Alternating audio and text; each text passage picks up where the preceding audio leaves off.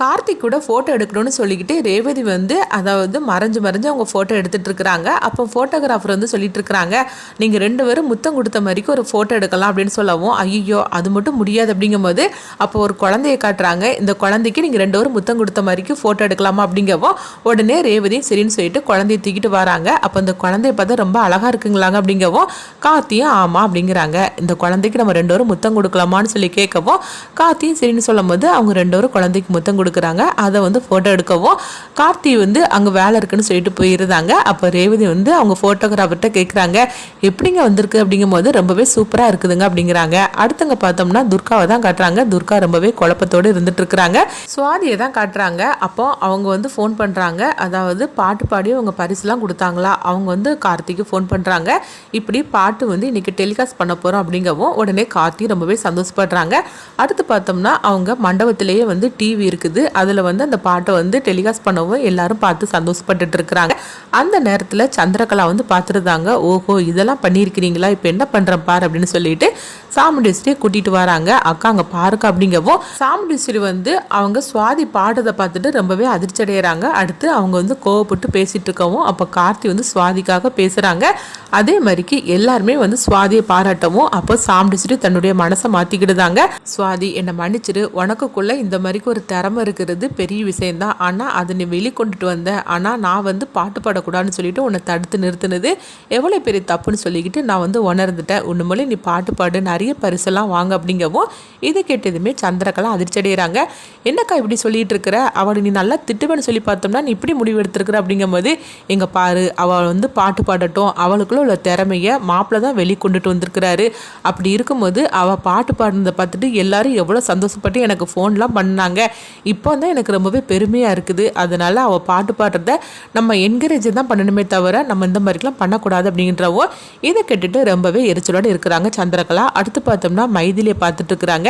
இவளை வச்சு தான் இந்த கார்த்தியை இன்றைக்கி நம்ம மடக்கணும் அப்படின்னு சொல்லிக்கிட்டு அவங்க இருக்கவும் அப்போ மைதிலியை வந்து ரேவதி துர்காவை அறிமுகப்படுத்தி வைக்கிறேன்னு சொல்லிக்கிட்டு துர்கா ரூமுக்கு அழைச்சிட்டு போகிறாங்க. அப்போ வந்து துர்கா கிட்ட அவங்க சொல்கிறாங்க, இவங்க தான் நம்ம இதில் வந்து வேலை பார்த்துட்டு இருக்கிறாங்க, அன்னைக்கு கூட நம்ம வீட்டுக்கு வந்தாங்க அப்படின்னு ரேவதி சொல்லவும் துர்காவும் அப்படியாங்கிறாங்க. அப்போ வந்து பார்த்தோம்னா மைதிலி வந்து துர்காவுக்கு வாழ்த்துக்கள் சொல்லிட்டு போகவும் அடுத்ததாக வந்து துர்கா வந்து ரெஸ்ட் ரூமுக்கு போகிறாங்க. அப்போ சாமுண்டீஸ்வரி வந்து அவங்களுக்கு நெக்லஸ் வாங்கி கொடுத்துருக்காங்களா, அந்த நெக்லஸை கட்டில் வச்சுட்டு போயிருந்தாங்க. அந்த நெக்லஸை பார்த்தோம்னா மாப்பிள்ளையோட அம்மா வந்து எடுத்துருந்தாங்க.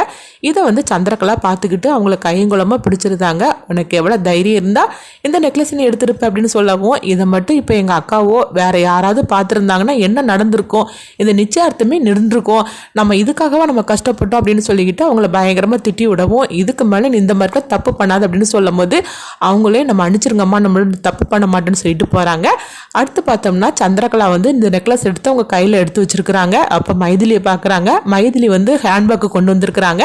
அந்த பேக்கில் தூக்கி இந்த நெக்லஸ் வந்து அவங்க போட்டிருந்தாங்க. போட்டுறதுமே அவங்க பாட்டுக்கு எதுவுமே தெரியாத மாதிரிக்கு இருந்திருந்தாங்க. இங்கே பார்த்தோம்னா சாமுண்டீஸ்வரி வந்து நிச்சயார்த்தத்துக்கு டைம் ஆயிடுச்சு அப்படின்னு சொல்லிக்கிட்டு அவங்க வந்து துர்காவை அழைச்சிட்டு போகிறதுக்காக வரும்போது துர்கா நான் தான் உனக்காக நெக்லஸ் வாங்கி வந்தோம்ல அதை போட்டுட்டு வா அப்படிங்கவும் துர்காவும் சரின்னு சொல்லிட்டு நெக்லஸ் பாக்ஸை ஓப்பன் பண்ணுறாங்க. பார்த்தோம்னா நெக்லஸை காணலை. ஐயோ அம்மா நெக்லஸை காணலம்மா அப்படிங்கிறாங்க.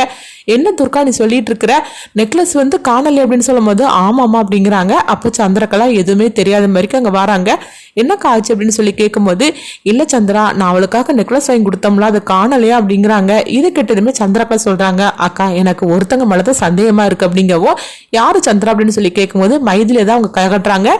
இங்கே பாரு தேவையில்லாமல் நம்ம அவங்க மேலையெல்லாம் பழி சுமத்தக்கூடாது அப்படின்னு சொல்லும் போது இல்லைக்கா கொஞ்ச நேரத்துக்கு முன்னாடி துர்காவோட ரூமுக்கு மைதிலியை ரேவதி அழைச்சிட்டு போனதை நான் பார்த்தேன் அப்படிங்கவும் அப்போ துர்காவும் சொல்கிறாங்க ஆமாம்மா கொஞ்ச நேரத்துக்கு முன்னாடி அவங்க வந்தாங்க அப்படிங்கும்போது அப்போ அவங்க பேக்கை சோதனை பண்ணி பார்க்கலான்னு சொல்லிக்கிட்டு அவங்க மைதிலி சொல்லும் போது துர்காவும் சாமுண்டீஸ்வரி வேண்டான்னு சொல்லி தடுக்கிறாங்க. ஆனாலும் வந்து இவ்வளோ வச்சு தானே நம்ம கார்த்தியை வந்து நம்ம மடக்க வேண்டியது இருக்குது அப்படின்னு சொல்லிக்கிட்டு பார்த்தோம்னா அவங்க சந்திரகலா நேராக மைதிலி கிட்ட வராங்க. உங்கள் ஹேண்ட்பேக்கை காட்டுங்க அப்படிங்கும்போது எதுக்கு அப்படின்னு சொல்லி கேட்க நெக்லஸை காணல உங்க பேக்ல தான் இருக்குன்னு எங்களுக்கு சந்தேகமா இருக்கு அப்படிங்கும்போது என்னங்க இப்படி பேசிட்டு இருக்கிறீங்க, நான் அப்படிலாம் ஆள் கிடையாது அப்படிங்கிறாங்க.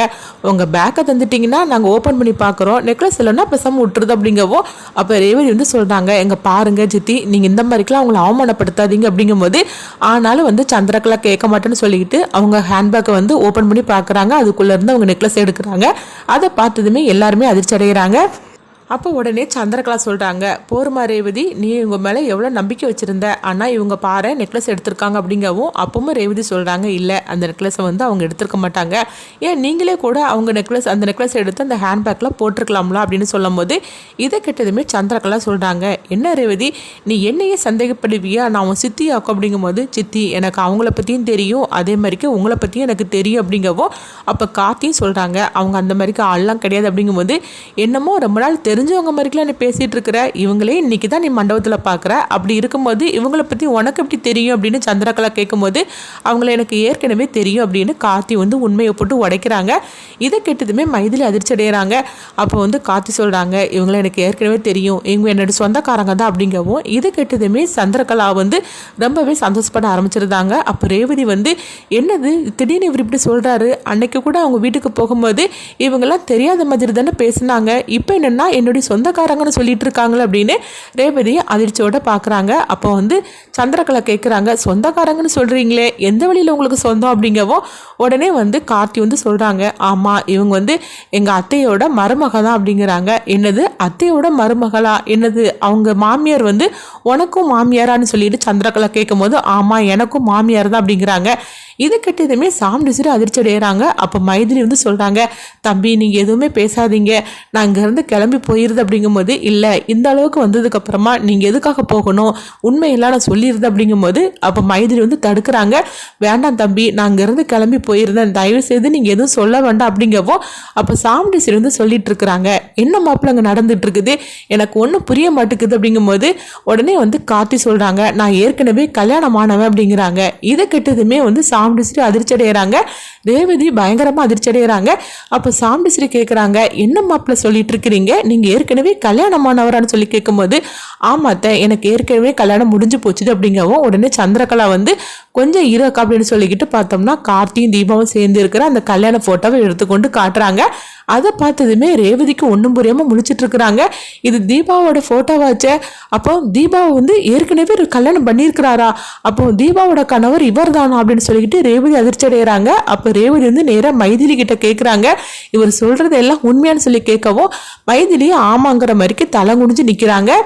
அப்போ சந்திரகலா வந்து சாம்டிஸ்ரீகிட்டே ரேவதிக்கிட்டேயும் சொல்கிறாங்க, பார்த்தீங்களா உங்கள் டிரைவர் மாப்பிள்ள எப்படி இருக்காருன்னு, அவருக்கு ஏற்கனவே கல்யாணம் முடிஞ்சிருக்குது, ஆனால் இதை பற்றி எதுவுமே அவர் சொல்லாமல் மறைச்சிட்டார், பார்த்தீங்களா இத்தனை நாள் ஆச்சுதே ரேவதி உனக்கு கூட தெரியலேலா, இவங்க எல்லாரும் வந்து தெரியாத மாதிரிக்கு தானே இது நாள் வரைக்கும் இருந்துட்டு இருந்திருக்காங்க அப்படின்னு சொல்லவும். இது கேட்டதுமே ரேவதி வந்து கார்த்திக்கிட்ட சொல்கிறாங்க, எதுக்குங்க இந்த மாதிரிக்கு பண்ணினீங்க, அன்னைக்கு அவங்க வீட்டுக்கு போயிருக்கும் போது கூட நீங்கள் எல்லாருமே வந்து தெரியாத மாதிரிக்கு தானே பேசினீங்க, எதுக்காக இந்த மாதிரிக்கு என்னை நம்ப வச்சு என்னை ஏமாத்தினீங்க அப்படின்னு சொல்லி கேட்கவும். உடனே வந்து மைதிலி வந்து சொல்கிறாங்க, ரேவதி நீ அவர்கிட்ட எதுவுமே இந்த மாதிரிக்கு பேசாத, அவர் எவ்வளோ நல்லவர் தெரியுமா, எங்கள் தீபாவுக்கு தான் அவர் கூட சேர்ந்து வாழ்கிறதுக்கு கொடுத்து வைக்கல, உண்மையை சொல்ல போனாக்கி அவங்க ரெண்டு பேரும் கல்யாணம் அடிச்சே தவிர அவங்க ரெண்டு பேரும் சேர்ந்து வாழவே இல்லை, புருஷன் பொண்டாட்டியா அவங்க சேர்ந்து வாழவே இல்லை கடைசி வரைக்கும் அப்படிங்கவோ.